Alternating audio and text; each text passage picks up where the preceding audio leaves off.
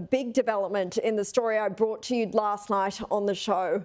I exposed these neo-Nazis trying to hold Melbourne and this country to ransom, calling for white men to fight back against Jews and for Jews to go, right on the very steps of the Victorian Parliament. White man! White man! White man! White man! Freedom for the white man! The Jews must go! Freedom for the white man! The Jews must go! I revealed police had executed a search warrant on an address in Wantirna South in Melbourne's east yesterday in relation to the anti-Semitic sign the men were holding. We now understand that address to be the home of Joel Davis, the group's ringleader, the only unmasked member of the group that day. Well, following our report, Mr. Davis handed himself into police, tweeting a few hours after the show, "I decided to turn myself into authorities earlier this evening.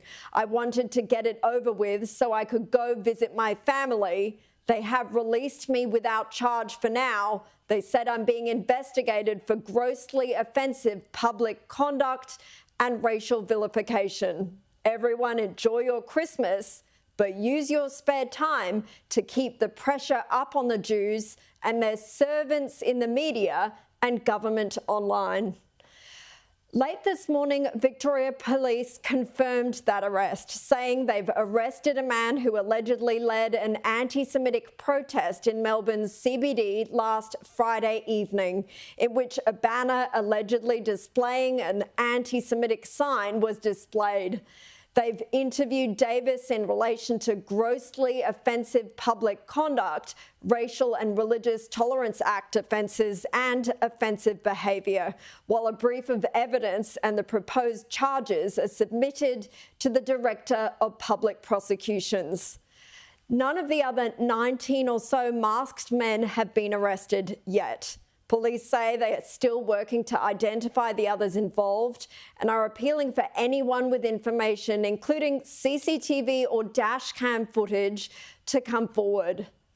Now back to Davis and this call to action for followers to keep the pressure up on the Jews and their servants in the media and government online. I've personally been targeted online by them since last night's show with some of the most repugnant anti-Semitic abuse I've experienced in my life, and oh, there has been quite a bit of that. There's been this image during the rounds online, reminiscent of Nazi Germany era style propaganda. Yep, wearing the same dress I'm wearing on set tonight too. I do love it. I said on X last night, I still think I rock a beard and hooked nose, but I won't let them intimidate me. They say they want free speech, but what they really want is to incite hatred against Jews, for us to go, to leave the country. And I'm sorry to disappoint them, but we're not going anywhere. My real concern is, why has it taken authorities so long to act on this? 3 days for someone who exposed his face and later identified himself online. Davis ultimately had to hand himself into authorities. We put these questions to the Victorian Police Chief Commissioner Shane Patton, as well as Victorian Premier Jacinta Allen today. Why did it take police 3 days to arrest Davis and for him to hand himself in? And why charges are yet to be laid in spite of what appears to be clear racial vilification and incitement of violence. Vilification and incitement that happened not only on the steps of Parliament, but in numerous online posts, including this one from earlier this month. The only solution to anti-Semitism that has ever actually worked is removing all the Jews from your country and keeping them out. A final solution, if you will. Or maybe this repost reading, "When you look into it, you actually find out Hitler was too nice." Former Treasurer Josh Frydenberg has been among those who have made the point that this anti-Semitic protest came days after a synagogue was firebombed and that this government has failed yet again to protect our community. Australian Jewish Association's CEO Robert Gregory told Sky News it's puzzling to see that Joel Davis was released without yet being charged. The soft approach of Labor governments and of police forces over the past 14 months has emboldened pro-Palestinian extremists. We are now seeing a similar phenomenon with neo-Nazis. We asked the Victorian Premier if she accepted her government's inadequate response to anti-Semitism has emboldened the neo-Nazis, and what does she plan to do now to tackle it specifically, not just wait for any potential new laws to be debated in months to come. But she didn't respond, her spokeswoman simply referring us to a tweet the Premier posted to X on Friday, which read, "Tonight, Victoria sends its love and solidarity to our Jewish community. You are part of us. And to the Nazis on the front steps, it is you who are the freedom haters, and we will drive out."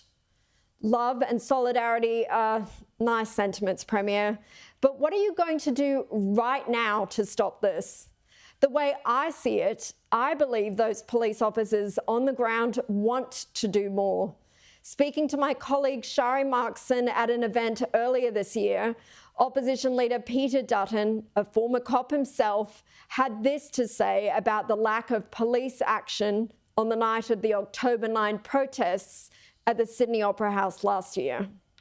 And I can tell you, there's no doubt in my mind that for the average police officer that this would be completely and utterly offensive as well, to be told to stand back with your hands in your pockets. Do you think they are being told that? There's no doubt in my mind. We have the laws in this country. They just aren't being enforced.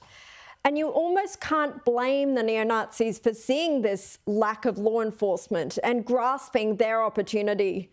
Because after all, if extremists on the other end of the political spectrum are allowed to spout their vile hatred and anti-Semitism, why shouldn't they?